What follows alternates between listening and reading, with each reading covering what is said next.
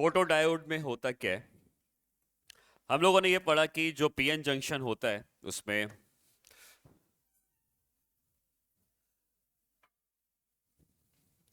P और N के बीच में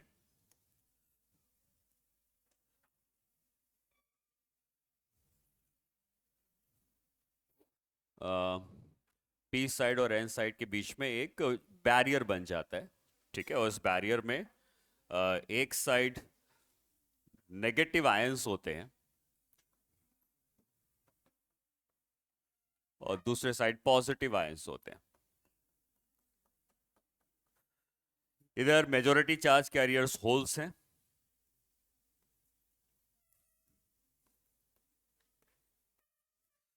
और कुछ माइनॉरिटी चार्ज कैरियर्स इलेक्ट्रॉन्स भी होंगे। यहाँ पे मेजोरिटी चार्ज कैरियर्स इलेक्ट्रॉन्स होते हैं और कुछ माइनॉरिटी चार्ज कैरियर्स होल्स भी यहाँ पर पाए जाते हैं। ठीक है, इलेक्ट्रिक फील्ड का डायरेक्शन पॉजिटिव आयंस से नेगेटिव आयंस की तरफ होता है ये इलेक्ट्रिक फील्ड, और ये बैरियर का काम करती है जिससे कि मेजोरिटी चार्ज कैरियर इसको क्रॉस नहीं कर पाते हैं। ठीक है, फिर हम लोगों ने दो बायसिंग पढ़ी, forward bias and reverse bias. तो मान लो इस सर्किट को फोटोडायोड में क्या करते हैं, रिवर्स बायस में कनेक्ट करते हैं। जब रिवर्स बायस में कनेक्ट किया जाएगा तो जो एन टाइप सेमीकंडक्टर है वो पॉजिटिव पोलैरिटी से और जो पी टाइप है वो नेगेटिव पोलैरिटी से कनेक्ट करेंगे। रिवर्स बायस हो गया। रिवर्स बायस में करंट ऑलमोस्ट कितनी होती है? जीरो, ऑलमोस्ट जीरो होती है। ये तो नहीं कह सकता कि जीरो होती है, बट हाँ बहुत ही स्मॉल अमाउंट की करंट यहाँ पे फ्लो करती है जिसको हम नेग्लिजिबली स्मॉल मान सकते हैं।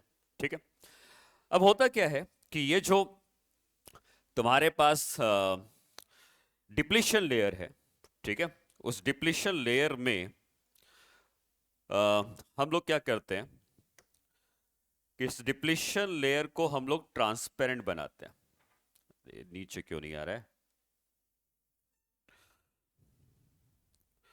ठीक है, डिप्लीशन लेयर को हम लोग ट्रांसपेरेंट बनाते हैं। ठीक है, इसके ट्रांसपेरेंट बनने से क्या होगा, इसमें जब कोई लाइट आके टकराएगी तो आपको पता है कि लाइट के पास एनर्जी होती है, और फोटो इलेक्ट्रिक इफेक्ट में पढ़ेंगे कि लाइट के जो पार्टिकल्स हैं उनको फोटॉन्स कहा जाता है, जो फोटोन अपने संग एनर्जी लेके आते हैं। तो ये जो बीच की डिप्लीशन लेयर है ये ट्रांसपेरेंट बनाई जाती है, और ट्रांसपेरेंट बनाने से क्या होगा कि ये सरफेस अगर हम ट्रांसपेरेंट बना देंगे तो लाइट इस के अंदर जा सकती है। ट्रांसपेरेंट बनाने से लाइट इसके अंदर जा सकती है, लाइट के पास एनर्जी है।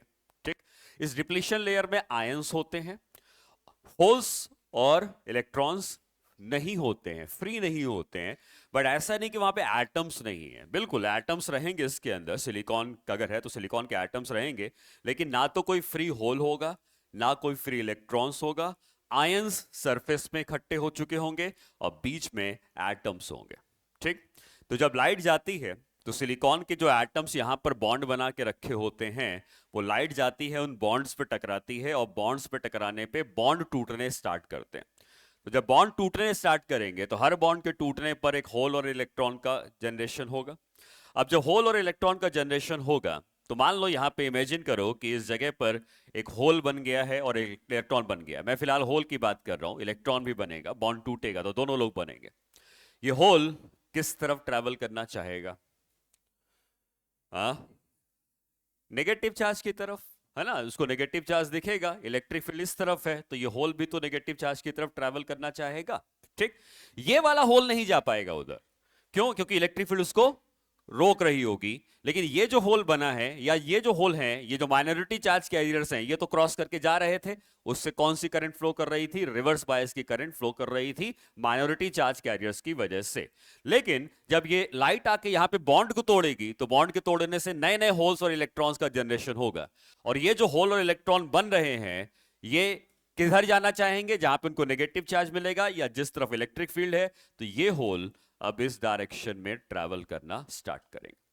ठीक, तो जैसे ही होल ट्रैवल करना स्टार्ट करेगा, अभी तक कौन से होल जा रहे थे? अभी तक ये सारे जो होल थे माइनॉरिटी वाले वो तो जा ही रहे थे, लेकिन क्या अब और नंबर ऑफ होल्स भी उसका साथ देने के लिए आ जाएंगे? समझ में आ रही बात? पहले सिर्फ माइनॉरिटी चार्ज कैरियर वाले होल्स जो थे वही जा पा रहे थे, बट यहां पे जब लाइट आएगी बॉन्ड को तोड़ेगी, बॉन्ड के तोड़ने से जब नए होल बनेंगे तो क्या ये नए होल भी अब उसी तरफ जाना स्टार्ट कर सकते हैं? ठीक। तो जो करंट पहले फ्लो कर रही थी, क्या उस करंट में इंक्रीज आ जाएगा? समझ में आई बात? रिवर्स बायस की करंट है, बहुत स्मॉल करंट है, लेकिन जितनी भी स्मॉल करंट है कुछ तो उसमें इंक्रीज आना पड़ेगा। जितनी ज्यादा लाइट यहां पे टकराएगी उतने ज्यादा बॉन्ड टूटेंगे, जितने बॉन्ड टूटेंगे उतने होल्स बनेंगे, जितने होल्स बनेंगे करंट उतनी ज्यादा सर्किट में बढ़ने लगेगी। बात समझ में आई? तो बेसिकली फोटो डायोड का काम क्या होता है? फोटो डायोड का मतलब, फोटो का मतलब फोटॉन्स। फोटॉन्स लाइट के पार्टिकल्स को कहते हैं, और लाइट के पार्टिकल्स जब एनर्जी लेकर करंट को प्रोड्यूस करते हैं तो उसको हम लोग कहते हैं फोटो डायोड। एलईडी और फोटो डायोड दोनों अपोजिट है। एलईडी में क्या होता है, इलेक्ट्रिकल एनर्जी लाइट एनर्जी में कन्वर्ट होती है। एलईडी हम लोग यूज करते हैं, वहां पे इलेक्ट्रिकल एनर्जी लाइट एनर्जी में कन्वर्ट होती है। यहां पे लाइट एनर्जी इलेक्ट्रिकल एनर्जी में कन्वर्ट हो रही है। लाइट एनर्जी लेके आएगी, बॉन्ड तोड़ेगी, बॉन्ड टूटने से होल्स इलेक्ट्रॉन्स बनेंगे, होल्स इलेक्ट्रॉन्स बनेंगे तो करंट बढ़ेगी, और यहां पे लाइट एनर्जी की मदद से करंट को फ्लो करवाया जा रहा है। ये बात समझ में आ गई क्या प्रिंसिपल है इसका? ठीक है। तो बनाओ उस डायग्राम को और फिर इसमें कुछ पॉइंट्स लिखते हैं।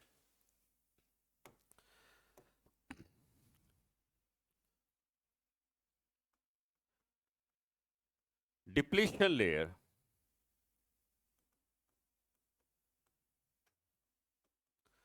is made up of transparent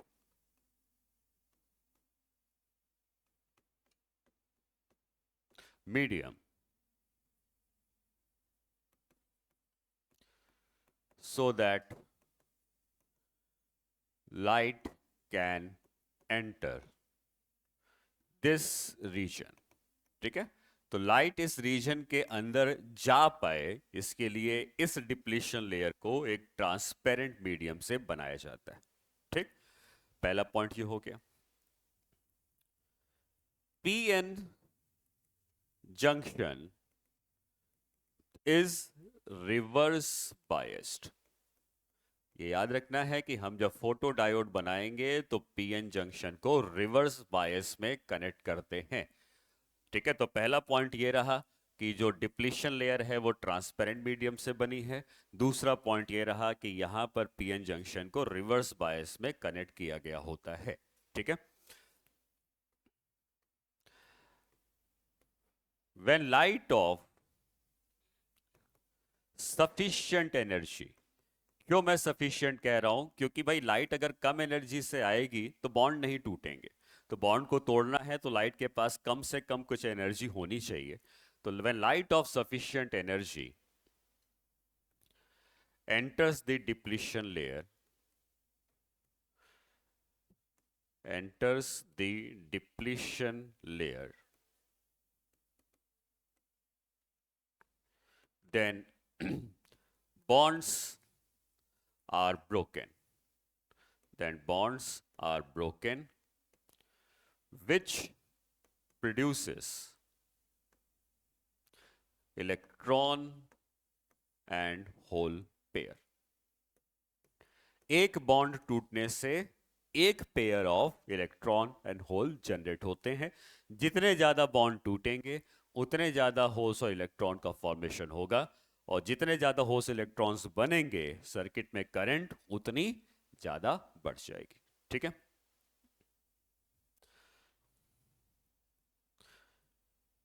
These extra holes and electrons participate in current which increases with the intensity of light। अब जो लाइट आ रही है भाई, ठीक है, लाइट अगर आ रही है तो लाइट कितनी ज़्यादा इंटेंसिटी वाली है, जितनी ज़्यादा इंटेंसिटी की लाइट होगी उतने ज़्यादा बॉन्ड तोड़ेगी, और जितने ज़्यादा बॉन्ड तोड़ेगी उतने इलेक्ट्रॉन्स होल्स बनेंगे और उतनी ही ज़्यादा सर्किट में करंट भी फ्लो करेगी। तो फोटो डायोड में किन किन पॉइंट्स को याद रखना है? पहला तो है कि ये ट्रांसपेरेंट बना होता है, दूसरा रिवर्स बायस में होता है। लाइट ऑफ सफिशिएंट एनर्जी जब आके टकराती है तो वहां पर क्या बनते हैं? बॉन्ड्स जो होते हैं वो टूटते हैं, और बॉन्ड्स के टूटने से इलेक्ट्रॉन एंड होल का फॉर्मेशन होता है। ठीक है, these extra holes and electrons, ये जो होल्स और इलेक्ट्रॉन बने हैं वो क्या करते हैं? करंट को इंक्रीज करते हैं। लेकिन करंट इंक्रीज करती है, कितनी करंट इंक्रीज करती है?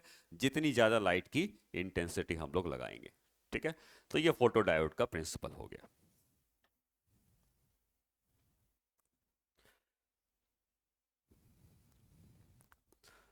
इसका अगर हमें करंट एंड वोल्टेज का ग्राफ बनाना है तो कौन से क्वाड्रेंट में बनेगा? ग्राफ हम लोगों ने बनाया था करंट एंड वोल्टेज का forward and reverse bias, third quadrant.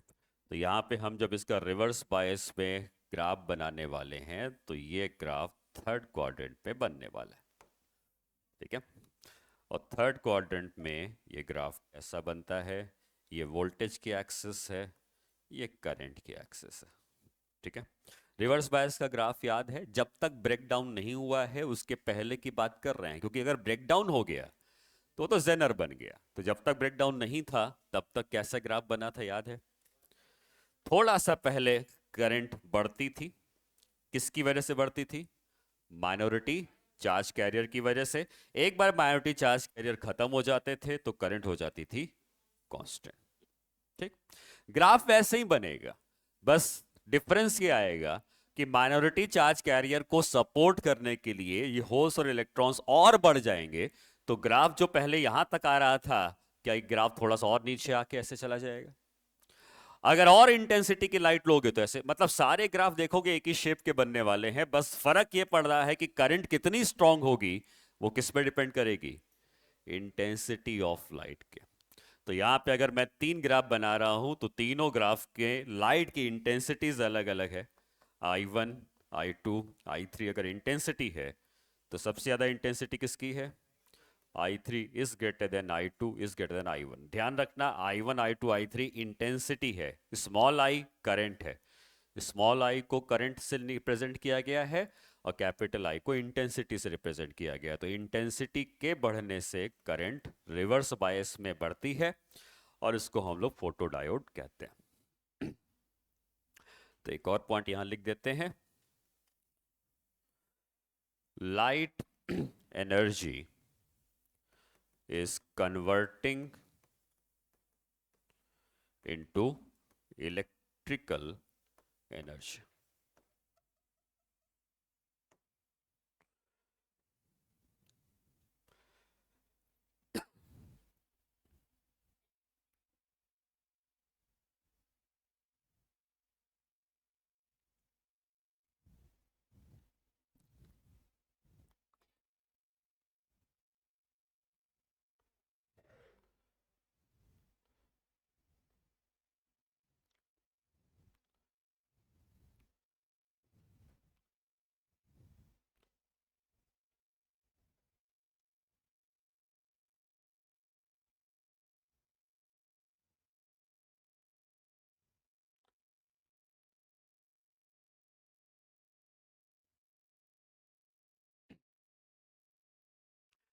ठीक है, तो ये जो होल्स हैं माइनॉरिटी वाले, ये तो जा ही रहे थे ये तो जा ही रहे थे, और इनसे रिवर्स बायस की एक करंट फ्लो करती थी। बट इन एक्स्ट्रा होल्स और इलेक्ट्रॉन्स के बनने से करंट पहले से ज्यादा बढ़ जाएगी, रहेगी रिवर्स बायस की करंट बट पहले से ज्यादा बढ़ जाएगी। ठीक है, तो ये हो गया फोटो डायोड। तो हम लोगों ने पहला जेनर डायोड पढ़ा, दूसरा फोटो डायोड पढ़ा। फोटो डायोड के ऊपर कोई सवाल आएगा तो न्यूमेरिकल नहीं बनेंगे, फोटो डायोड के ऊपर ऐसा ग्राफ बना सकता है, पूछ सकता है इंटेंसिटी किसकी ज्यादा है, या इनमें से किसी पॉइंट के ऊपर कोई कॉन्सेप्चुअल सवाल बना सकता है। न्यूमेरिकल इसके ऊपर नहीं बनते। ठीक है, ओके, अगला आता है सोलर सेल। सोलर सेल का क्या काम होगा? लाइट का ही काम है, लाइट की एनर्जी का यूज करके हम एक बैटरी बनाना चाहते हैं। लाइट की एनर्जी का यूज करके हम एक बैटरी जब बनाएंगे तो जो बैटरी बन रही है या सेल बन रही है उसको सोलर सेल कहा जाएगा। एग्जैक्टली ऐसा ही उसका भी कह सकते हो कॉन्फ़िगरेशन रहता है, इसी तरीके से उसकी भी सर्किट होती है। बट क्योंकि हमको सेल बनाना है तो हम एक्सटर्नल कोई बैटरी यहाँ पे नहीं जोड़ते हैं। एक्सटर्नल बैटरी जोड़ने से हम उसको बायस कर चुके हैं, या तो रिवर्स या फॉरवर्ड, तो हम बायस कर चुके हैं। लेकिन अगर हमको एक्सटर्नल बैटरी नहीं जोड़ रहे हैं तो ना तो वो रिवर्स बायस है ना फॉरवर्ड बायस है, तो उस केस में क्या होता? तो सब कुछ सेम रहता, सब कुछ सेम रहता, बट एक्सटर्नल बैटरी को मैं यहाँ से हटाता हूँ। ठीक है, तो फिर से इस डायग्राम को एक बार और बनाते हैं। एक्सटर्नल बैटरी को हटा देते हैं और सर्किट में वैसे ही ट्रांसपेरेंट मीडियम बनाया जाएगा।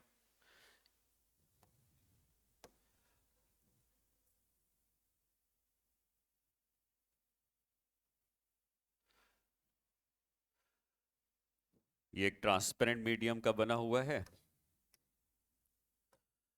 इधर हमको पता है कि इस साइड पर होते हैं नेगेटिव आयंस, इधर होते हैं पॉजिटिव आयंस। ठीक है, और मैं होल्स और इलेक्ट्रॉन्स अभी बना नहीं रहा हूं, बना सकता हूं लेकिन कोई यूज नहीं है उनका। मतलब यहां पे एक्चुअली जो यूज है वो लाइट की वजह से बॉन्ड टूटना और बॉन्ड टूटने से होल इलेक्ट्रॉन का जनरेशन होना। तो पिछले डायग्राम में भी अगर तुम देखो तो हमें इससे फर्क नहीं पड़ता है कि ये होल्स और इलेक्ट्रॉन्स क्या कर रहे थे, हमें फर्क पड़ता है कि लाइट ने आके जो बॉन्ड तोड़े उनसे जो होल्स और इलेक्ट्रॉन बन रहे हैं वो क्या कर रहे हैं। ठीक, उसी तरीके से यहां पर भी जब लाइट सफिशिएंट एनर्जी की आती है, ये ट्रांसपेरेंट सरफेस होती है, लाइट आती है, लाइट इसके अंदर एंटर होती है, बॉन्ड टूटते हैं, बॉन्ड टूटने से होल्स इलेक्ट्रॉन्स बनते हैं। और यहाँ पे जो होल्स और इलेक्ट्रॉन्स बन रहे हैं ये होल और इलेक्ट्रॉन बन गया। ठीक, एक्सटर्नल कोई वायर हमने कनेक्ट नहीं किया है, मतलब एक्सटर्नल कोई बैटरी हमने कनेक्ट नहीं करी है। लेकिन ये जो इलेक्ट्रिक फील्ड है, इस इलेक्ट्रिक फील्ड के कारण क्या ये होल्स इस इलेक्ट्रिक फील्ड के साथ लेफ्ट की तरफ जाना स्टार्ट करेंगे? लेफ्ट की तरफ जाएंगे, लेकिन बाहर कोई तार नहीं है कि फ्लो करके वापस आ जाएं, लेकिन ये होल्स इस तरफ जरूर जाएंगे और इलेक्ट्रॉन इस तरफ जाएंगे।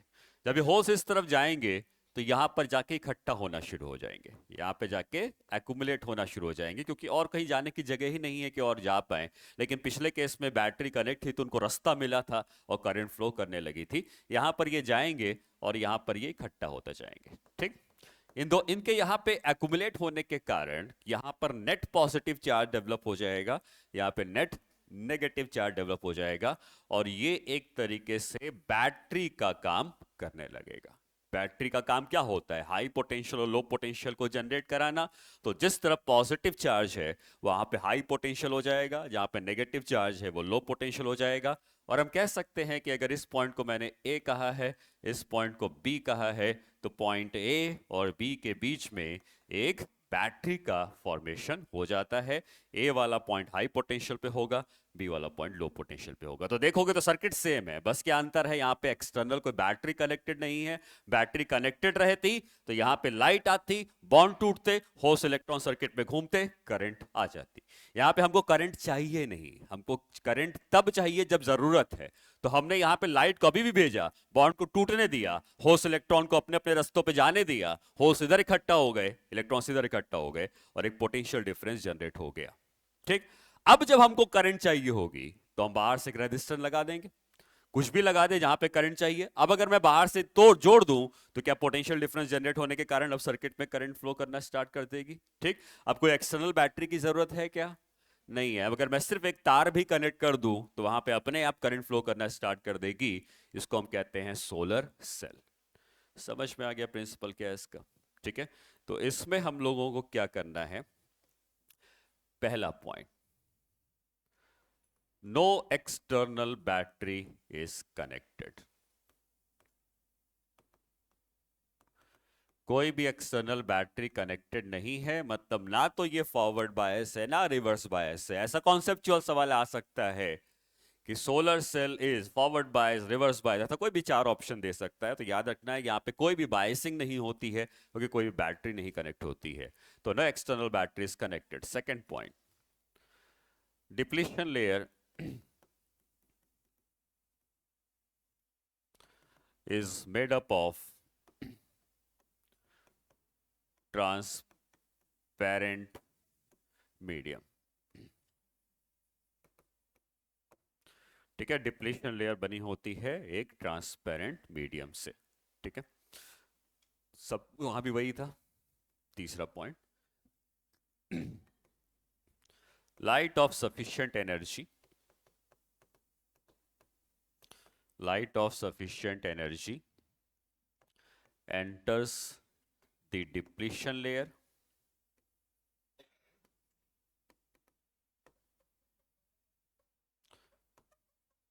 and breaks the bond.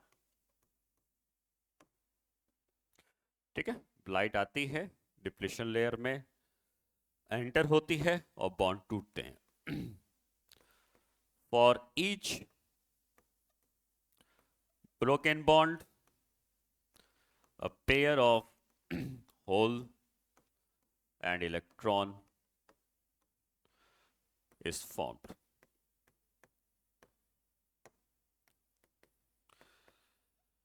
These holes and electrons travels to the extreme surface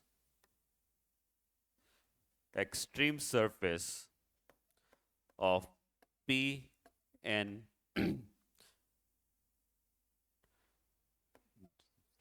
PN junction diode PN junction diode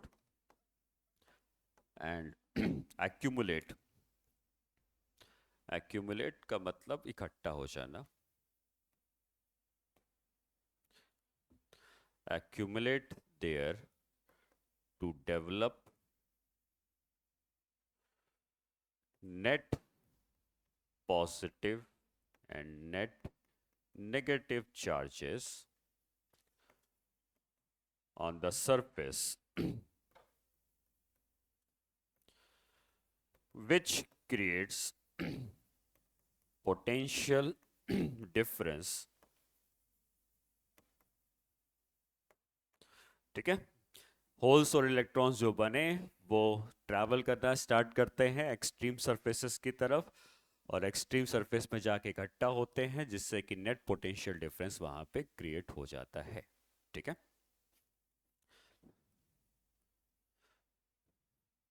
when external wire is connected, जब हमें करंट चाहिए तब हम एक्सटर्नल वायर कनेक्ट करेंगे, the current starts flowing.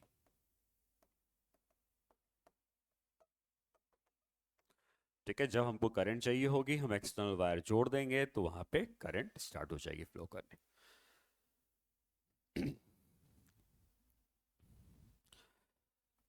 इसका जो current end voltage का graph बनेगा वो किस क्वाड्रेंट पे बनना चाहिए? क्यों फोर्थ? फर्स्ट पे नहीं बन सकता, क्यों? फर्स्ट में क्यों नहीं बन सकता? फर्स्ट में इसलिए नहीं बन सकता क्योंकि ये फॉरवर्ड बायस नहीं है.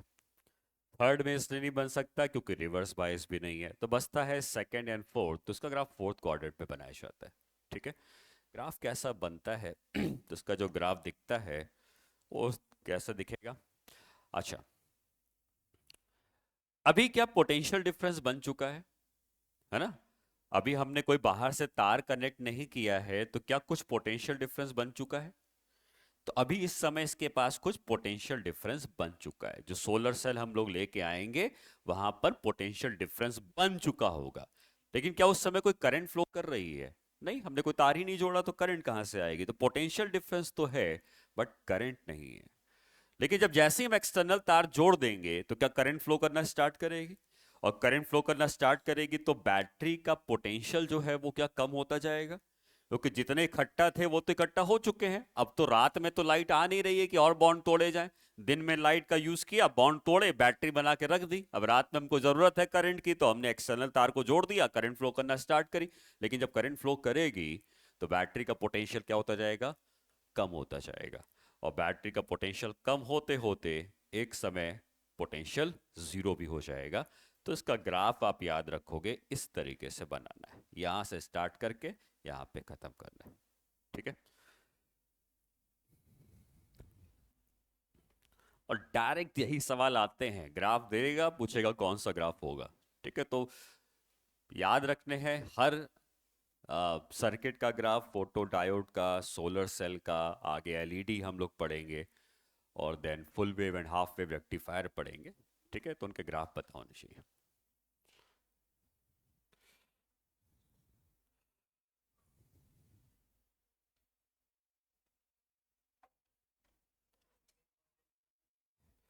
बन सकता है, बट स्टैंडर्ड उन्होंने फोर्थ सेलेक्ट किया है तो हम फोर्थ ही मानेंगे। ठीक है, तो जो बनाया गया है स्टैंडर्ड हम उसी को यूज करेंगे। क्या सेकंड में बनाया है? हाँ, कहने का बना सकते हैं, सेकंड या फोर्थ दोनों में किसी बना सकते हैं, बट जनरली बुक्स में आपको फोर्थ क्वाड्रेंट ही मिलेगा।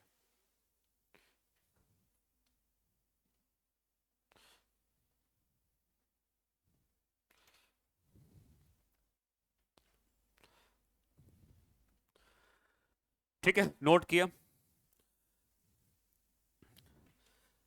अगला आता है लाइट एमिटिंग डायोड्स, मतलब एलईडी। तो फोटो डायोड और सोलर सेल मैंने बैक टू बैक इसलिए बताया क्योंकि फोटो डायोड और सोलर सेल एक ही तरीके पे काम करते हैं। लाइट आती है, बॉन्ड टूटते हैं, बॉन्ड टूटने से अगर हमको करंट तुरंत चाहिए तो हम रिवर्स बायस में उसको पहले से कनेक्ट करके रखते हैं, तो करंट तुरंत ही फ्लो करने लगती है। वो फोटो डायोड था। लेकिन करंट हमको बाद में चाहिए तो हम इसको एक बैटरी में कन्वर्ट होने देते हैं, और फिर जब जरूरत पड़ेगी तो तार जोड़ेंगे और करंट फ्लो करने लगेगी। ठीक है,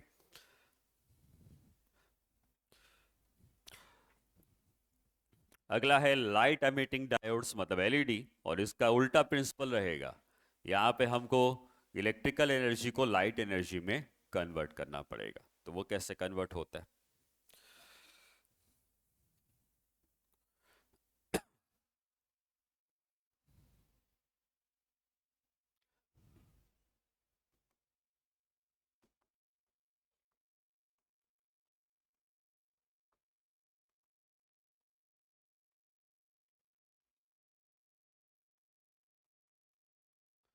एलईडी।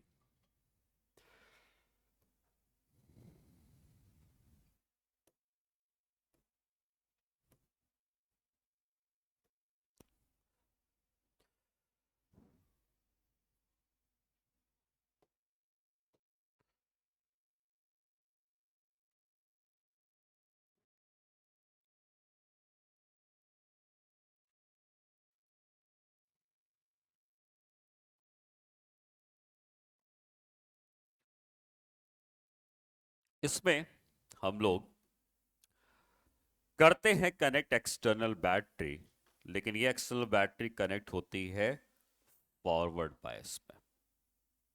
ठीक है, यहां पे बैटरी कनेक्ट होती है फॉरवर्ड बायस में।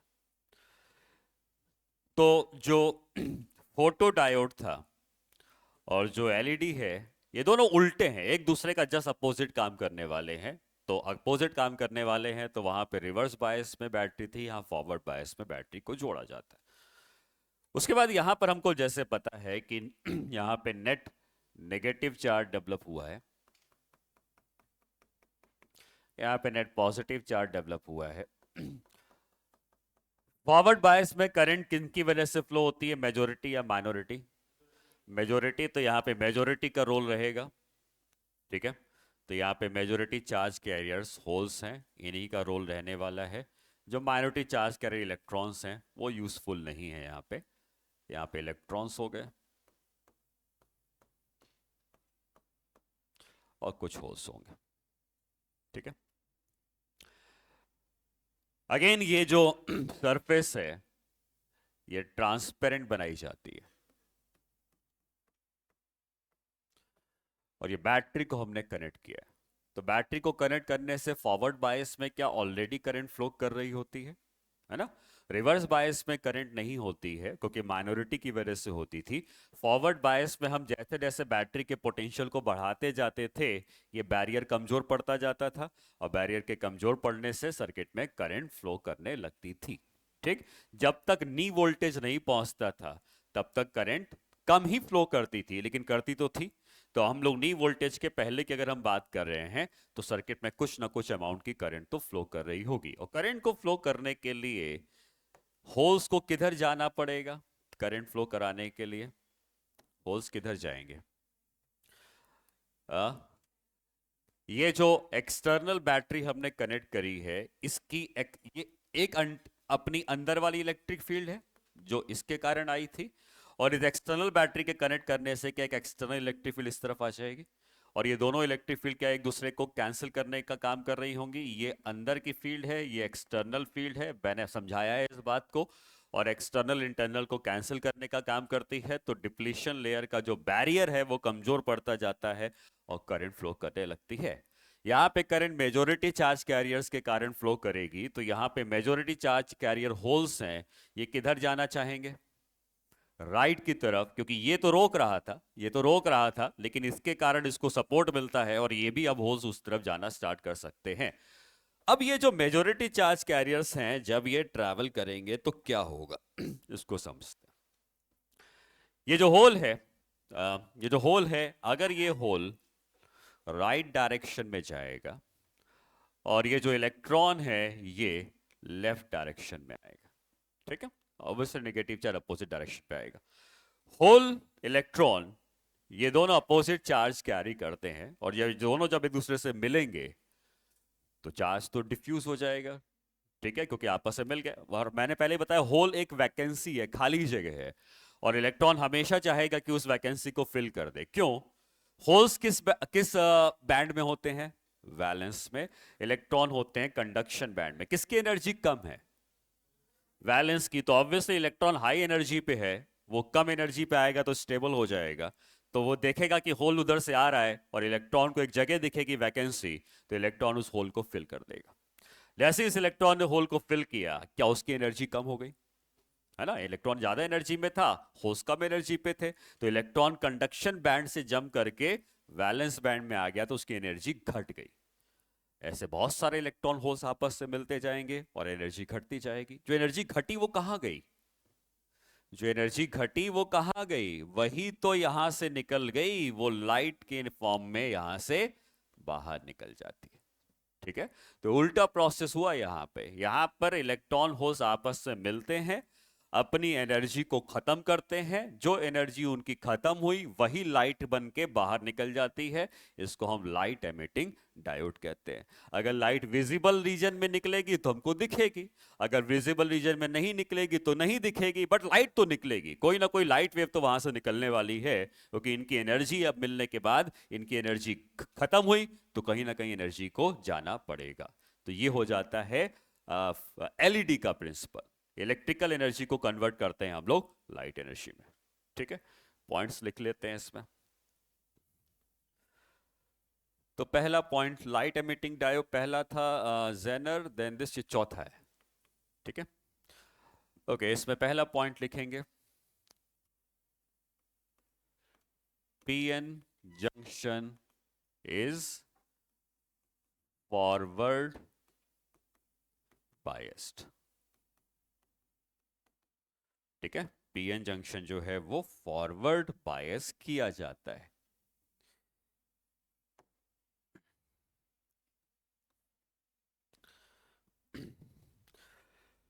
दूसरा रहेगा डिप्लीशन लेयर बनी होती है ट्रांसपेरेंट मीडियम से।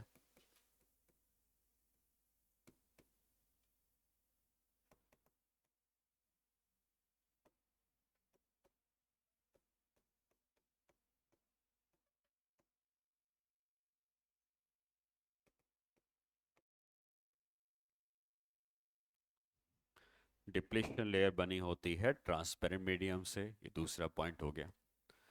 तीसरा point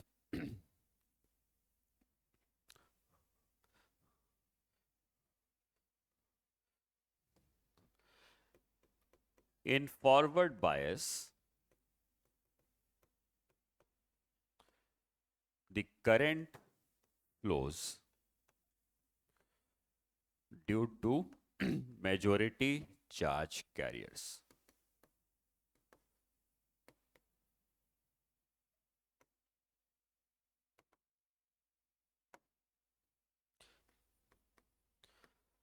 Holes and electrons travels in opposite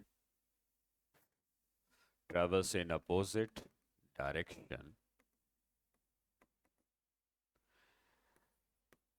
and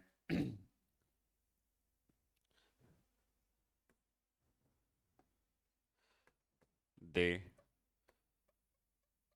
collide in depletion layer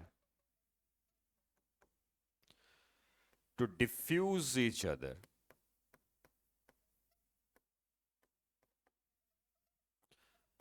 and energy is released.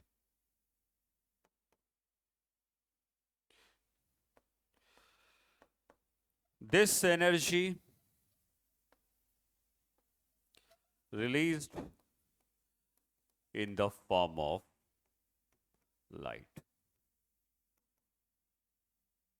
ठीक है, जो एनर्जी उनकी डिफ्यूजन के कारण जो भी एनर्जी रिलीज होगी वो लाइट एनर्जी के फॉर्म में होगी। ठीक है, तो ये एलईडी बन जाता है।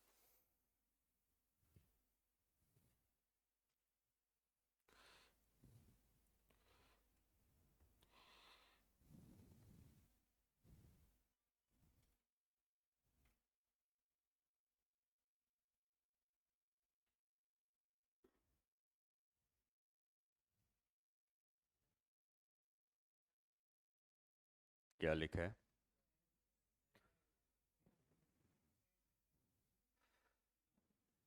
Holes and electron travels in opposite direction and, W नहीं होना चाहिए यहाँ पे, and they collide in depletion layer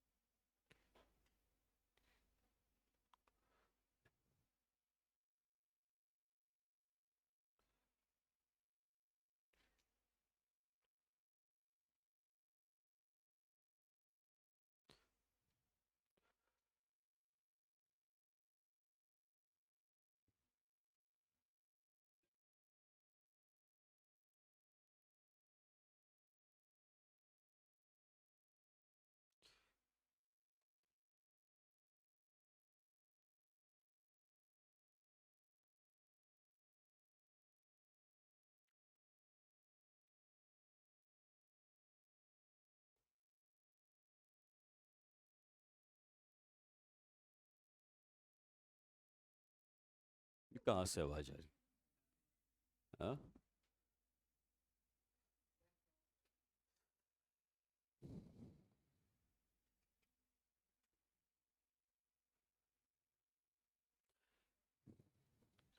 ठीक है।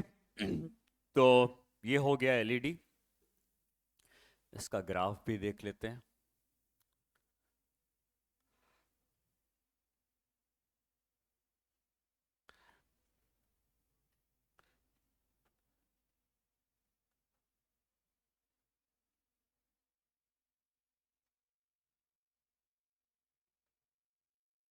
ठीक है, इसका जो ग्राफ बनता है कौन से क्वाड्रेंट में बनेगा? First quadrant.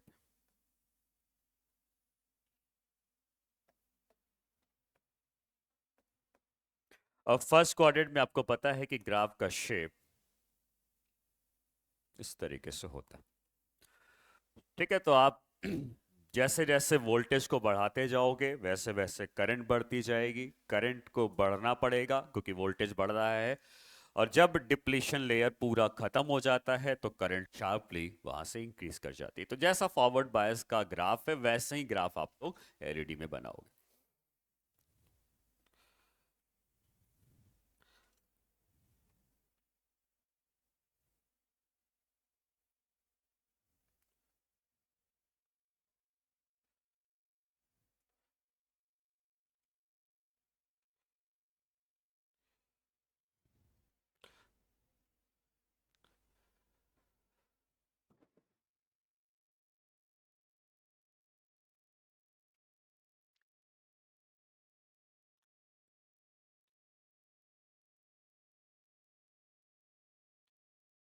ठीक है।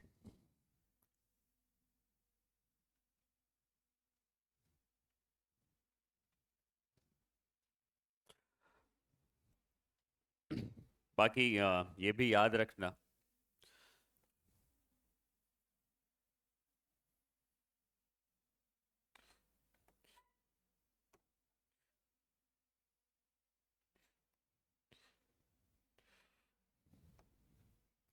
आपको पता है कि विबग्योर में 7 कलर्स होते हैं। ठीक है, तो मैं सातों तो नहीं बना रहा हूं, बट ये याद रखना कि सबसे पहले ये रेड कलर से स्टार्ट होता है। ठीक है, रेड कलर से स्टार्ट होता है और सबसे आखिरी जो ग्राफ होता है वो वॉयलेट कलर का होता है। ठीक है, तो अगर कभी पूछना होगा तो मैक्सिमम ग्राफ में यही पूछ सकता है कि कौन सा रेड कलर सबसे पहले होता है, वॉयलेट कलर सबसे आखिरी में होता है।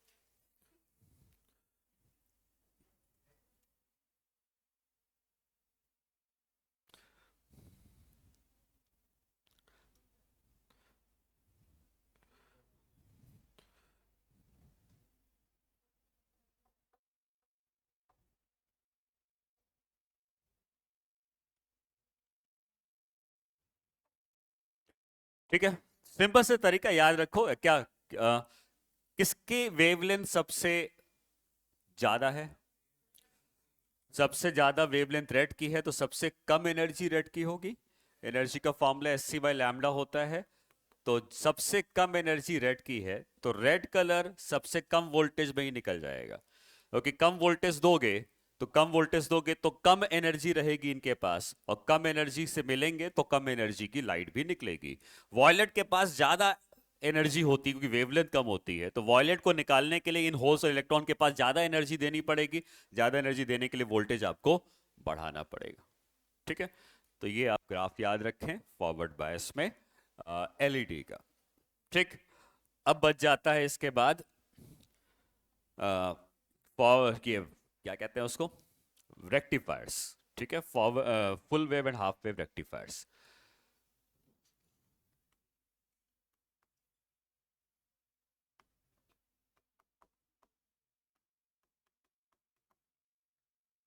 इसका काम क्या है? इसका काम यह है कि ये जो एसी की करंट होती है, इसको डीसी में कन्वर्ट करता है।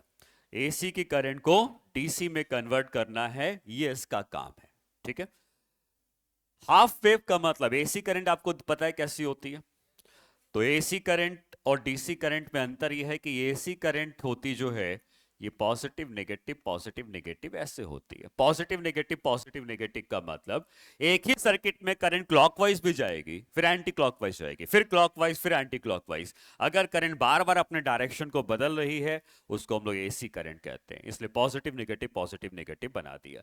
ये हाफ वेव रेक्टिफायर क्या करता है, ये जो नेगेटिव वाला है उसको हटा देता है, फिर पॉजिटिव वाला रहने देता है, नेगेटिव हटा देता है पॉजिटिव। मतलब इसमें क्या करता है, पॉजिटिव साइकिल को तो वो रहने देता है, नेगेटिव साइकिल को हटा देता है। ये करंट एसी नहीं है। एसी का मतलब ये नहीं जो करंट बदल रही है वो एसी है। एसी का मतलब जो करंट पॉजिटिव नेगेटिव है वो एसी है, और जो करंट हमेशा पॉजिटिव है या जो करंट हमेशा नेगेटिव है वो डीसी है। तो डीसी का मतलब कांस्टेंट करंट नहीं होता है। डीसी का मतलब ऐसी करंट जिसका डायरेक्शन कांस्टेंट रहेगा, और अगर ये हमेशा पॉजिटिव में ही है तो ये डायरेक्ट करंट होगी। तो हाफ वेव रेक्टिफायर क्या करता है कि इस एसी को डीसी में कन्वर्ट करता है। ठीक, कैसे करता है उसका डायग्राम समझ लेते हैं। तो यहां पर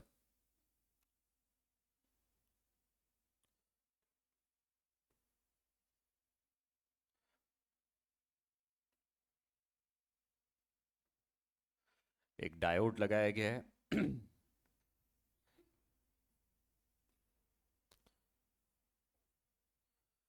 ये जो सिंबल है ये होता है म्यूचुअल इंडक्टेंस का।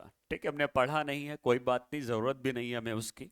म्यूचुअल इंडक्टेंस क्या करता है, अपना वोल्टेज दूसरे को ट्रांसफर करता है। ट्रांसफार्मर में भी इसी का यूज होता है। ठीक है, तो उससे क्या आता है उससे फर्क नहीं पड़ता है, बट देखो हमें करना क्या है। यहां पे हम एक एक्सटर्नल रेजिस्टेंस लगाते हैं, और हम इसके अक्रॉस आउटपुट का वोल्टेज चाहते हैं कि क्या मिलेगा, आउटपुट का वोल्टेज क्या मिलेगा। ठीक है, इसको हम लोग कहते हैं लोड रेजिस्टेंस।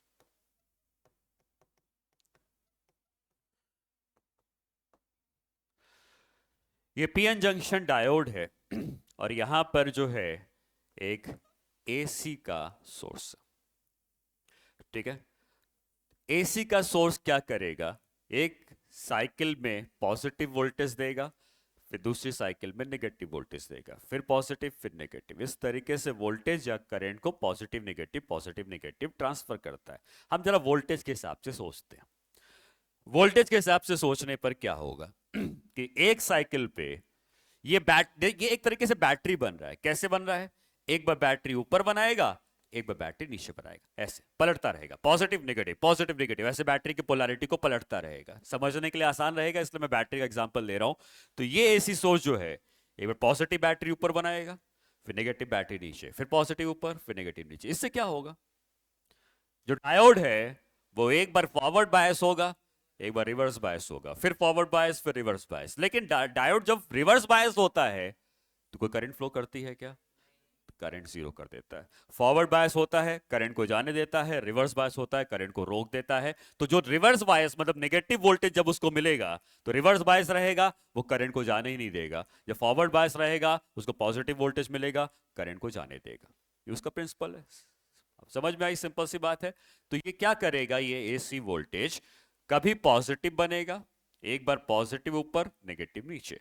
ये बैटरी ऐसे बैटरी बन गई, तो पॉजिटिव ऊपर नेगेटिव नीचे, ये कैसा हो गया, फॉरवर्ड बायस होगा, करंट को जाने देगा, ठीक। और करंट को जाने देगा मतलब जैसा तुमने उसको करंट दी वैसी करंट को वो जाने भी देगा, ठीक। लेकिन जब इसमें नेगेटिव मिलने वाला है, ठीक है, जब इसमें नेगेटिव मिलने वाला है तो नेगेटिव में क्या करेगा कि इधर नेगेटिव हो जाएगा और इधर पॉजिटिव, तो ये रिवर्स बायस हो गया।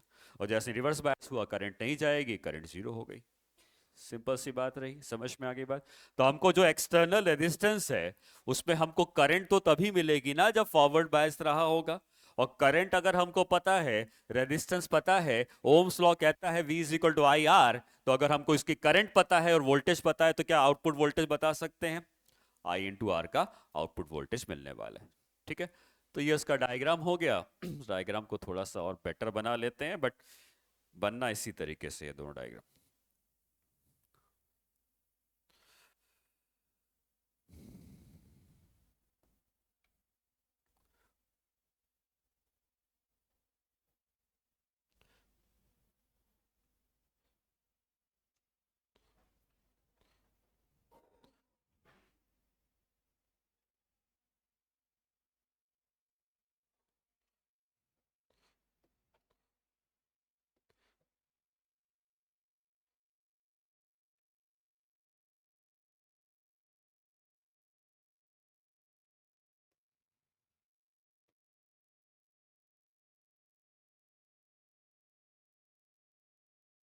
ठीक है, इस तरीके से हमको आउटपुट वोल्टेज यहां पर मिलेगा।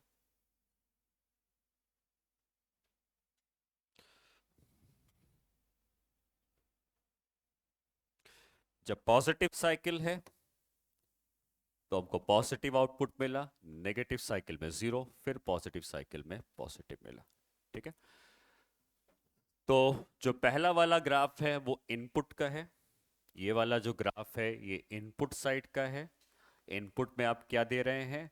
और ये वाला ग्राफ जो है वो आउटपुट का साइड का है कि हमको आउटपुट में क्या मिल रहा है। तो ये आधी वेव को रेक्टिफाई कर दिया है, रेक्टिफाई का मतलब सुधारना, तो उसने आधी वेव को रेक्टिफाई कर दिया है, इसलिए हाफ वेव रेक्टिफायर कहते हैं। नेगेटिव वाले को उसने रोक दिया, पॉजिटिव वाले को जाने दिया, ये हाफ वेव रेक्टिफायर होगा। फुल वेव रेक्टिफायर क्या करेगा, नेगेटिव वाले को भी पॉजिटिव अगर बना दे तो वो फुल फुल वेव रेक्टिफायर बन जाएगा। अभी आधे को ही रेक्टिफाई कर पाया है, हमको एसी से डीसी में कन्वर्ट करना है। ये एसी से डीसी में कन्वर्ट हो चुका है, लेकिन आधी वेव को ही कर पाया है, इसको हाफ वेव रेक्टिफायर कह रहे हैं, ठीक है।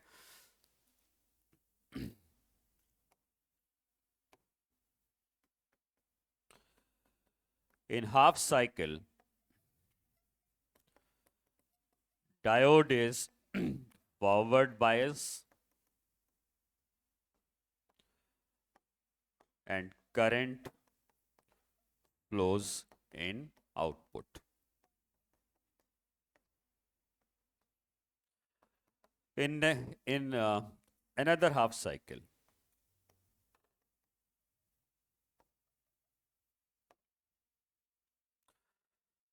Diode is reverse bias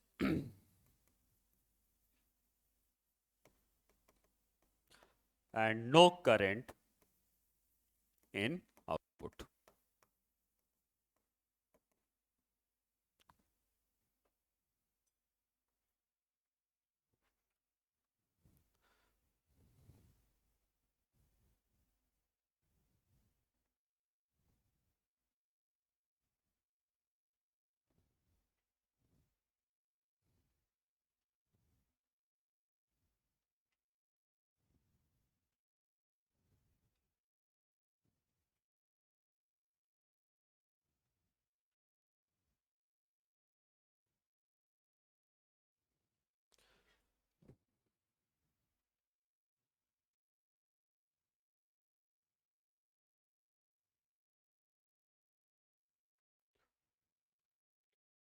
ठीक है। फुल वेव रेक्टिफायर भी समझते हैं। हाफ वेव रेक्टिफायर में एक डायोड का यूज होता है, फुल वेव में दो का होता है। ये सिंबल से कंफ्यूजन की कोई ज़रूरत नहीं है। आपको सिर्फ ये सोचना है कि एक एसी सोर्स कनेक्टेड है जो कभी पॉजिटिव बैटरी बनाएगा, कभी नेगेटिव बनाएगा, और अगर पॉजिटिव बनेगा तो फॉरवर्ड बायस हो गया, नेगेटिव बनता है तो रिवर्स बायस हो गया। ठीक है। ये सिंबल खाली रिप्रेजेंट करता है म्यूचुअल इंडक्टेंस को, लेकिन उसका एज सच इसमें कोई भी यूज नहीं है। ठीक है।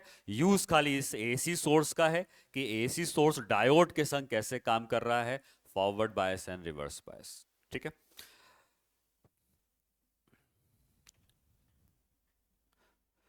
चलो दूसरा हम लोग सीखते हैं फुल वेव रेक्टिफायर।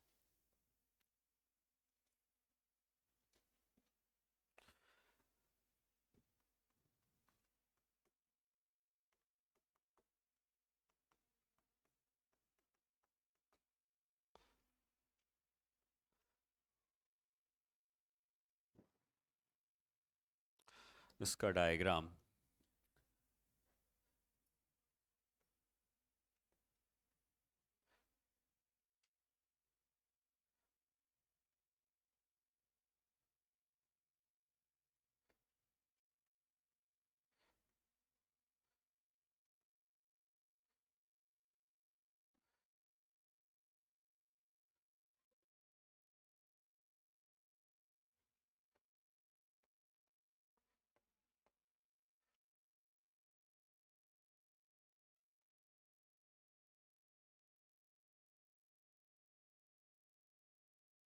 यहाँ पे जो आउटपुट हमें जिसमें चाहिए, वो आउटपुट हमको चाहिए इसमें। ये है लोड रेजिस्टेंस, और इसके अक्रॉस जो भी वोल्टेज हमको मिलेगा ये आउटपुट का वोल्टेज होगा। ठीक है। मैं काम करता हूं, मैं इस डायग्राम को दो बार बना देता हूं जिससे ना आप पॉजिटिव और नेगेटिव साइकिल को सही से समझ पाएंगे। ये पूरा एक बार में कॉपी नहीं होता।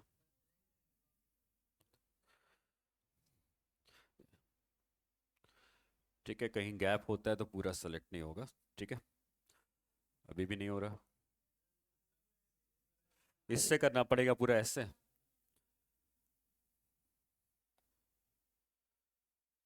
ठीक है, कॉपी किससे होता है? ये। ठीक है, अब यहाँ पेस्ट करने से हो जाएगा।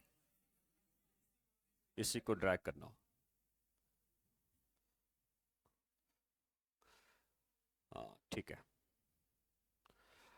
ठीक है, तो अब ये इस डायग्राम में दो बार इसलिए बना रहा हूं क्योंकि पॉजिटिव और नेगेटिव साइकिल एक ही डायग्राम में समझना इसमें थोड़ा मुश्किल होगा। लेकिन काम वही करना है कि एक बार पॉजिटिव साइकिल आएगी, एक बार नेगेटिव साइकिल आएगी। जब पॉजिटिव साइकिल आएगी तो उस पॉजिटिव साइकिल में इधर बन जाएगा पॉजिटिव और इधर बन जाएगा नेगेटिव। ये पॉजिटिव साइकिल है। पॉजिटिव साइकिल में ऊपर पॉजिटिव नीचे नेगेटिव, और जब नेगेटिव साइकिल आएगी तो ऊपर नेगेटिव और नीचे पॉजिटिव। इस तरीके से कनेक्ट होगा। ठीक है। जब पॉजिटिव साइकिल आएगी तो जरा इस डायोड को देखो और बताओ कि ये फॉरवर्ड बायस है या रिवर्स बायस है। क्योंकि इसका पी वाला क्या पॉजिटिव साइड से कनेक्टेड है तो ये फॉरवर्ड बायस है, और ये रिवर्स बायस हो गया क्योंकि इसका पॉजिटिव वाला नेगेटिव से कनेक्ट है। तो ये फॉरवर्ड बायस है और ये रिवर्स बायस है। इसे कोई करंट को पास करने देगा? नहीं, वो करंट को पास करने देगा, बिल्कुल करंट पास करेगी, और करंट सर्किट में फ्लो करेगी। किस डायरेक्शन में फ्लो करेगी करंट? इस डायरेक्शन में फ्लो करेगी। इस सर्किट में करंट इस डायरेक्शन में फ्लो करेगी। यहां पे कोई करंट नहीं है, रिवर्स बायस है, कोई भी करंट फ्लो नहीं कर रही है। ये क्लियर है? दूसरे डायग्राम में आते हैं। दूसरे डायग्राम में ये फॉरवर्ड बायस है और वो रिवर्स बायस है। तो अगर ये रिवर्स बायस है तो करंट को नहीं जाने देगा, फॉरवर्ड बायस वाला करंट को जाने देगा, और अगर करंट जाएगी तो करंट इस डायरेक्शन में फ्लो करेगी, और करंट फ्लो करके इस डायरेक्शन में सर्किट में घूमेगी। ठीक। अब देखो, पॉजिटिव साइकिल में डायोड नंबर 1 काम कर रहा है। पॉजिटिव साइकिल में डायोड नंबर 1 काम कर रहा है, डायोड नंबर 2 उस समय कोई काम नहीं कर पा रहा है क्योंकि वो रिवर्स हो गया है। और नेगेटिव साइकिल में डायोड नंबर 1 ने कोई काम नहीं किया, और डायोड नंबर 2 ने करंट को पास करने दिया। दोनों ही केस में करंट का डायरेक्शन देखो जरा, करंट का डायरेक्शन देखो जरा, इस रेजिस्टेंस में किधर है? क्या इधर भी लेफ्ट में है और इधर भी? दोनों में करंट का डायरेक्शन सेम है, और करंट का डायरेक्शन अगर सेम है तो अगर इसको मैं पॉजिटिव मानता हूं, दोनों ही करंट क्या पॉजिटिव फ्लो कर रही हैं? नेगेटिव करंट का मतलब ये होता है कि अगर करंट कभी इधर जाती और फिर उल्टी जाती, तब ये पॉजिटिव नेगेटिव होने के कारण एसी बन जाता। बट ऐसे सर्किट को बनाया ही गया है कि एक साइकिल में ये काम करेगा और करंट इधर जाएगी, और दूसरी साइकिल में ये काम करेगा, करंट फिर से उधर जाएगी। करंट दोनों साइकिल में एक ही डायरेक्शन में जा रही है, इसलिए ये फुल वेव रेक्टिफायर बन गया है। ये पॉजिटिव वाले को तो पॉजिटिव देगा ही देगा, नेगेटिव वाले को भी पॉजिटिव ही बना देगा, क्योंकि करंट का डायरेक्शन दोनों में नहीं बदला है। आई बात समझ में? बनाए डायग्राम्स को।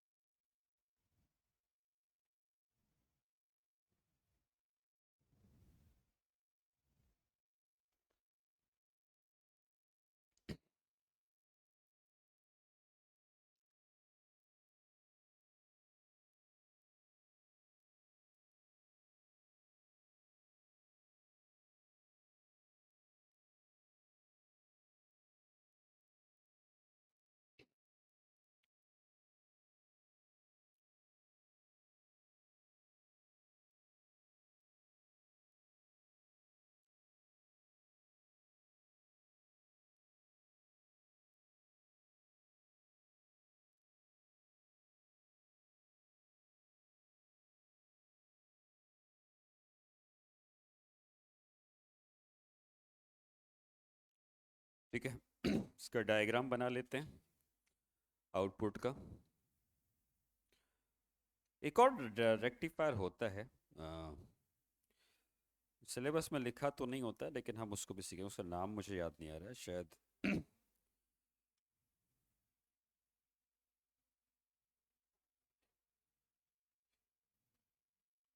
ठीक है, ब्रिज रेक्टिफायर। चलो पहले इसके पॉइंट्स लिख लेते हैं। ये समझ में आ गया कि वर्किंग। इसका हम लोग अगर डायग्राम बनाते हैं कि कैसे हमको आउटपुट मिलने वाला है, तो यहाँ पे इनपुट है, यहाँ पे आउटपुट है।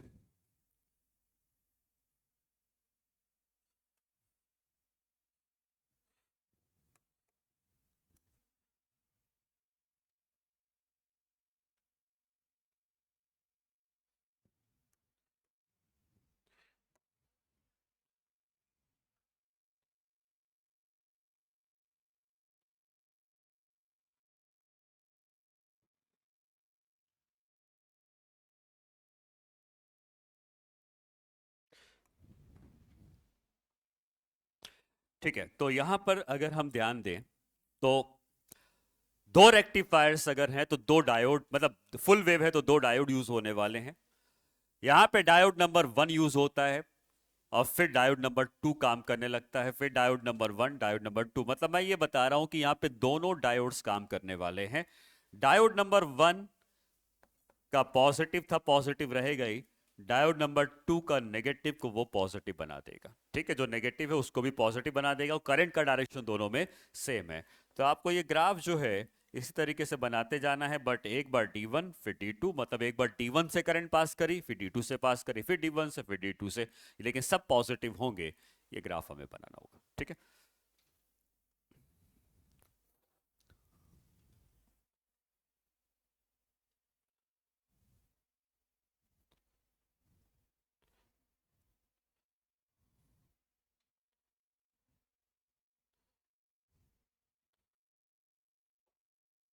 ठीक है, ब्रिज रेक्टिफायर भी मैं बता देता हूं।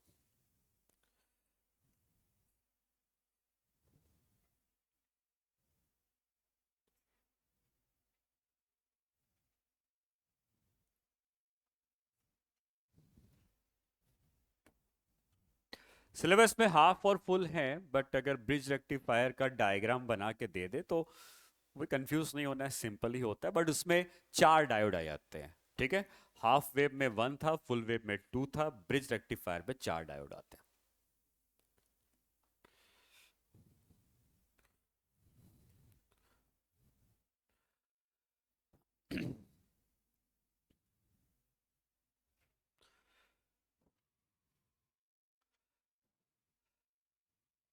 कर लिया नोट?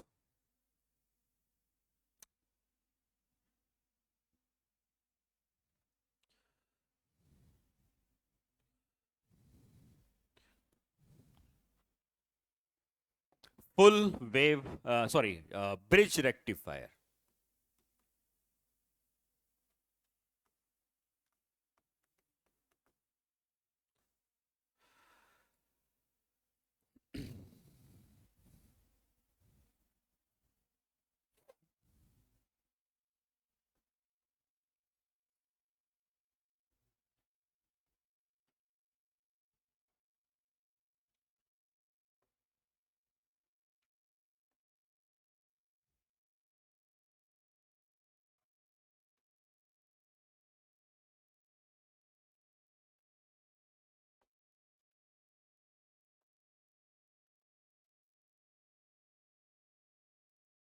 चार आपको यहाँ पे डायोड्स दिख रहे हैं। ठीक है, और इन डायोड्स के नाम हम लोग लिख लेते हैं। इसका नाम है D1, D2, और इसका नाम है D3 एंड D4। ठीक है, इस सर्किट में यहां पर एक एक्सटर्नल रेजिस्टेंस कनेक्ट होता है। जहां पर भी एक्सटर्नल रेजिस्टेंस कनेक्ट हुआ है उसके अक्रॉस जो वोल्टेज आएगा ये होगा आउटपुट वोल्टेज। अब हमें एक बैटरी भी तो लगानी पड़ेगी, तो यहां से अगर हम एक बैटरी को यहां पे, एक बैटरी मतलब इनपुट की बात कर रहे हैं,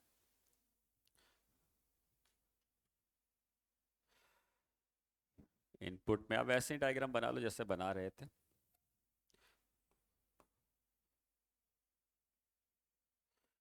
एसी का सोर्स। ठीक है,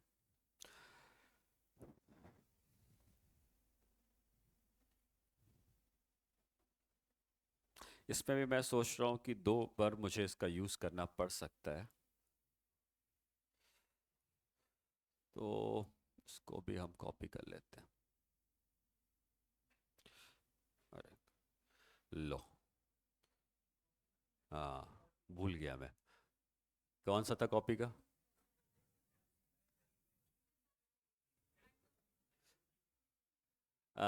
ये था ना? ठीक है,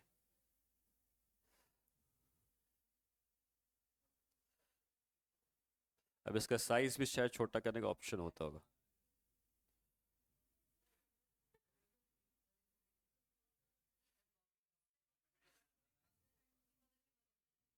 ये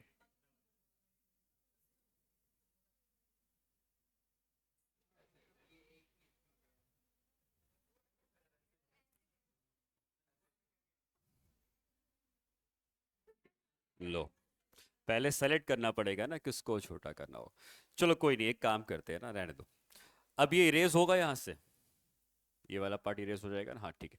तुम्हें ये तो समझ में आ गया ना कि एक पॉजिटिव और एक नेगेटिव साइकिल होती है, हमें करना इसी डायग्राम का ही लेना देना है, उसका कोई यूज नहीं है।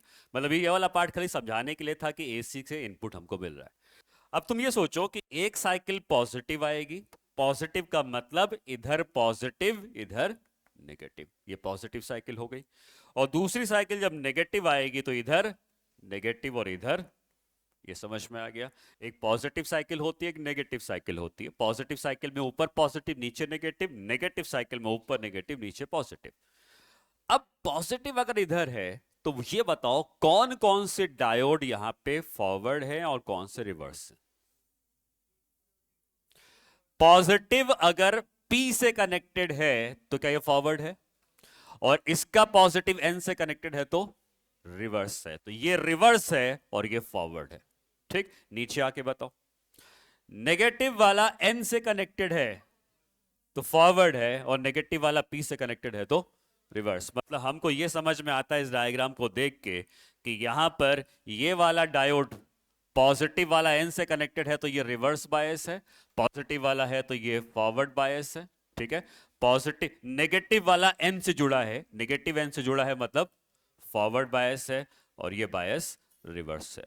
ये समझ में आ गया, फॉरवर्ड एंड रिवर्स। करंट कौन पास करने देगा, फॉरवर्ड वाला। तो करंट अगर फॉरवर्ड वाला पास करने देगा तो यहां से करंट जाएगी, इसमें जा पाएगी नहीं, इधर चली जाएगी।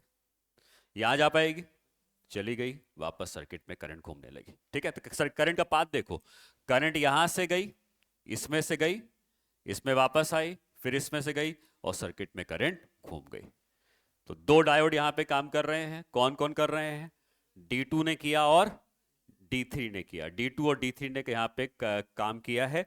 करंट गई है D2 से फॉरवर्ड, इधर आई, D3 से फॉरवर्ड इधर आई, और सर्किट में करंट चली गई। बात समझ में आई। पॉजिटिव साइकिल क्लियर हो गई। नेगेटिव साइकिल के लिए देखो, नेगेटिव साइकिल में नेगेटिव कनेक्टेड है N से, मतलब ये फॉरवर्ड बायस। नेगेटिव कनेक्टेड है P से, रिवर्स है। ये पॉजिटिव देखते हैं, पॉजिटिव कनेक्टेड है N से, रिवर्स है। पॉजिटिव कनेक्टेड है P से, फॉरवर्ड। अब ये दोनों फॉरवर्ड बायस हो गए, तो फॉरवर्ड बायस वाले करंट को पास करने देंगे। करंट कैसे जाएगी, करंट जा रही है, मान लेते हैं यहां से करंट गई, ये पॉजिटिव है, यहां से करंट निकली, फॉरवर्ड से गई, रेजिस्टेंस से गई, फिर फॉरवर्ड से गई, और करंट ऐसे आ गई। ठीक, दोनों में करंट का डायरेक्शन देखो जरा कि क्या करंट का डायरेक्शन सेम है या नहीं है। तो यहां पे करंट का डायरेक्शन कैसे, करंट ऐसे जा रही है, फिर इस ब्रांच में जाएगी करंट, फिर इस ब्रांच से करंट नहीं, सॉरी इसमें नहीं, फिर इसमें से करंट जाएगी, इसमें करंट गई, इसमें करंट गई, इसमें करंट गई, सर्किट में करंट घूम गई। ये बात समझ में आई।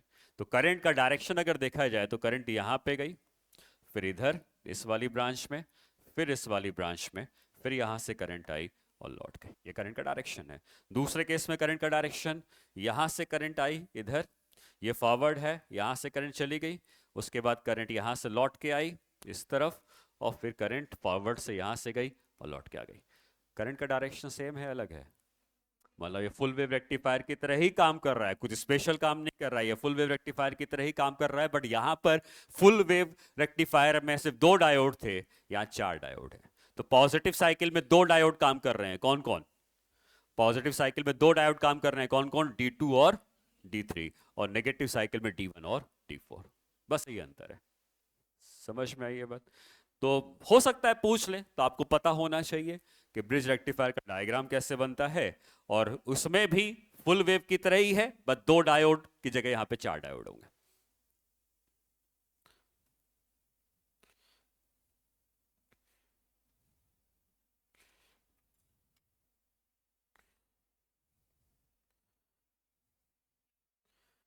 ठीक है, तो मेरे ख्याल से क्लियर हो गया तुम्हें डायग्राम। यहां से करंट को जाना है इस ब्रांच से, फिर करंट इसमें जाएगी फॉरवर्ड बायस,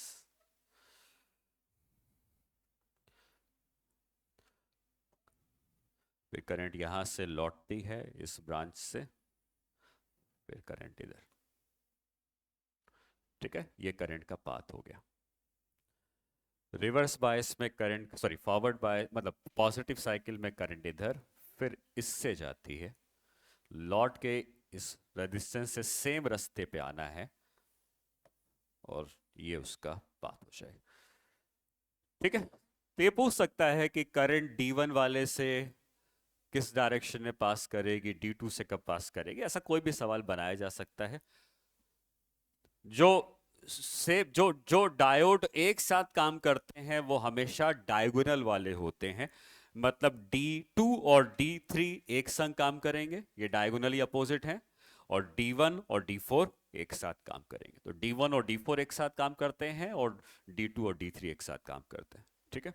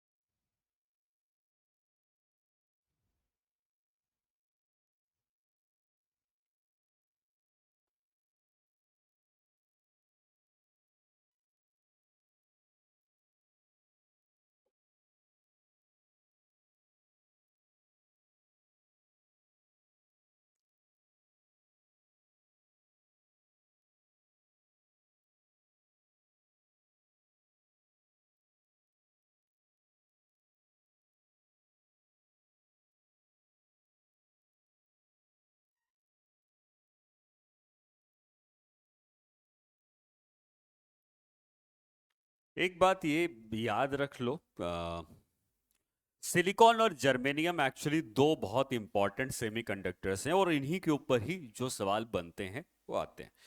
सिलिकॉन और जर्मेनियम के जो पोटेंशियल बैरियर्स हैं, ये समझ में आ गया। ठीक है, इसके लिए डायग्राम जो बनेगा वो ऐसे ही बनेगा।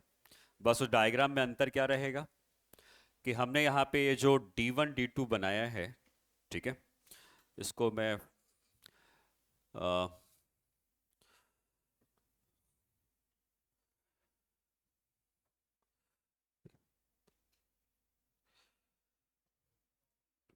मुझे शिफ्ट करना था इसको इधर। किससे? इसको पूरा सेलेक्ट करना पड़ेगा, सिर्फ ऐसे ही हो जाएगा। ठीक है, अब इसको एक बार कॉपी करते हैं, और क्योंकि मैं कॉपी कर रहा हूँ क्योंकि वो डायग्राम मैं दोबारा फिर से ये सब नहीं बनाने वाला हूँ, आपको सेम डायग्राम यहाँ दोबारा बनाना है।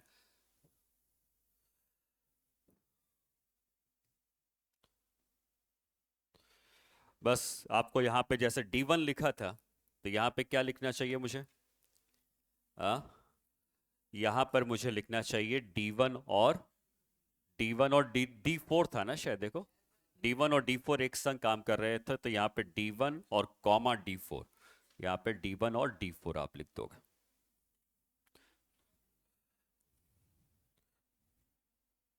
ठीक है, D1 D4 D2 D3, D1 D4 D2 D3।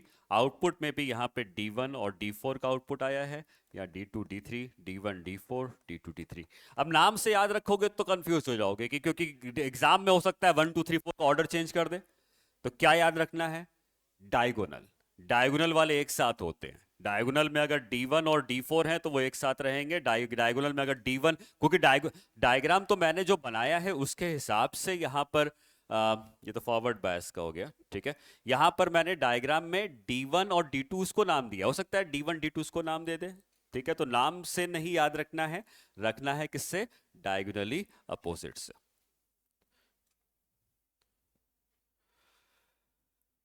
हाँ, जो एक बात मैं बताना चाह रहा था सिलिकॉन एंड जर्मेनियम, वो याद रख लो, इंपॉर्टेंट है।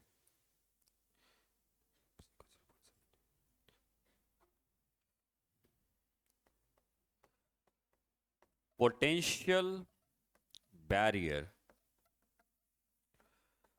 Of silicon is equal to होता है 0.3, होता है शायद 0.7 वोल्ट, और जर्मेनियम का होता है 0.3 वोल्ट। इंपॉर्टेंट है।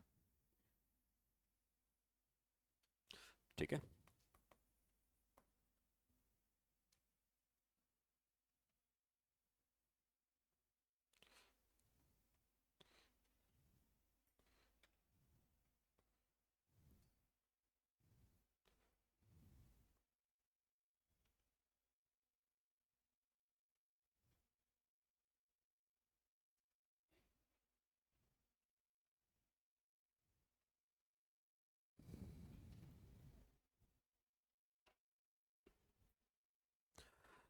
ये क्यों बता रहा हूँ, एक क्वेश्चन एक्चुअली नीट में आ गया था।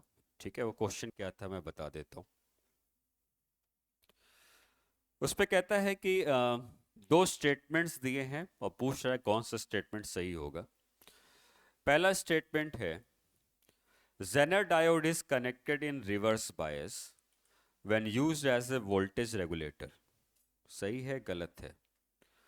Zener diode is connected in reverse bias when used as voltage regulator. सही है, रिवर्स बायस में तो ब्रेकडाउन होता है और वहां पे यूज करते हैं।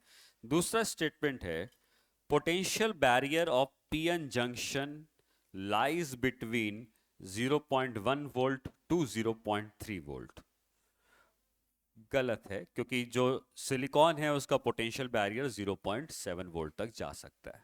ठीक है, तो पोटेंशियल बैरियर 0.1 से 0.3 नहीं बल्कि 0.3 से बड़ा भी हो सकता है, जो सिलिकॉन के लिए होता है 0.7 वोल्ट। ठीक है, तो वैल्यूज याद रखने के ऊपर क्वेश्चन आना तो नहीं चाहिए, बट एक बार आ गया था तो ठीक है, याद रख लो। इन दोनों के लिए तो याद रखो कि यही दोनों ही हमारे लिए इंपॉर्टेंट है।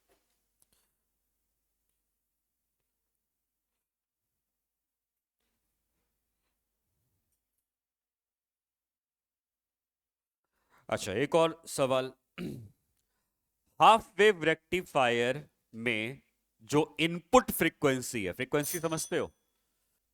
फ्रीक्वेंसी हमने वेव में पढ़ी है ना, कितनी बार एक सेकंड में आ रही है। तो जैसे यहां पर हम लोग हाफ वेव की अगर बात करें, तो हाफ वेव में भी कुछ इनपुट की फ्रीक्वेंसी होगी। एक सेकंड में कितनी वेव आ गई, एक सेकंड में कितनी वेव आ गई, वो उसकी फ्रीक्वेंसी हो गई। तो कहता है इनपुट की फ्रीक्वेंसी है 60 हर्ट्ज की, तो आउटपुट की फ्रीक्वेंसी क्या होगी? 60 होगी, क्योंकि देखो ये भाई ये रेक्टिफाई कर दिया है, लेकिन मिला तो हमको, ये हमको मिला तो एक ही है ना। तो अगर ये एक सेकंड में एक दे रहा है तो ये भी तो एक सेकंड में एक ही दे पा रहा है। समझ में आ रही बात? एक सेकंड में दो आउटपुट नहीं मिले। दो आउटपुट किस में मिलते हैं? फुल वेव में, क्योंकि फुल वेव का डायग्राम अगर आप देखते तो फुल वेव के डायग्राम में अगर ये फ्रीक्वेंसी एक सेकंड में ये एक है, लेकिन यही एक सेकंड में दो हो गई है। ठीक है, तो फुल वेव रेक्टिफायर की फ्रीक्वेंसी डबल हो जाती है, हाफ वेव रेक्टिफायर की फ्रीक्वेंसी सेम रहती है। इस पॉइंट को भी लिख लेते हैं। द आउटपुट फ्रीक्वेंसी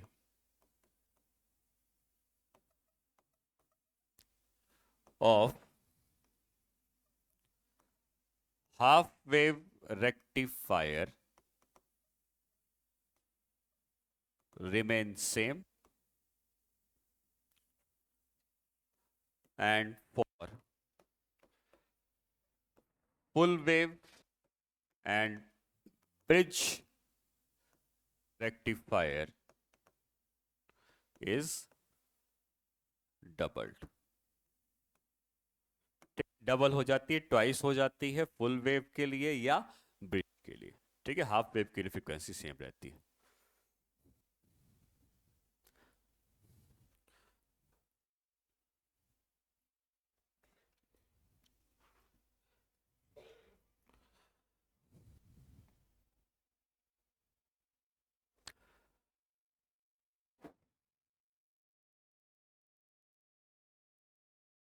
क्या डाउट है?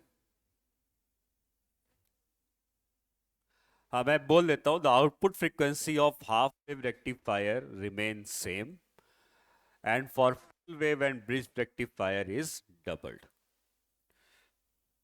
ठीक है, तो ये हमारा सेमीकंडक्टर का पार्ट, ये वाला पार्ट खत्म होता है। ठीक है, कल की क्लास में मैं तुम्हें लॉजिक गेट्स या एनालॉग सर्किट बता दूंगा, वो भी बहुत सिंपल होता है। कुछ रूल्स होते हैं जो फॉलो करने होते हैं, एंड और गेट जो होते हैं उनके कुछ रूल्स होते हैं, फॉलो करते हैं। बहुत स्कोरिंग चैप्टर।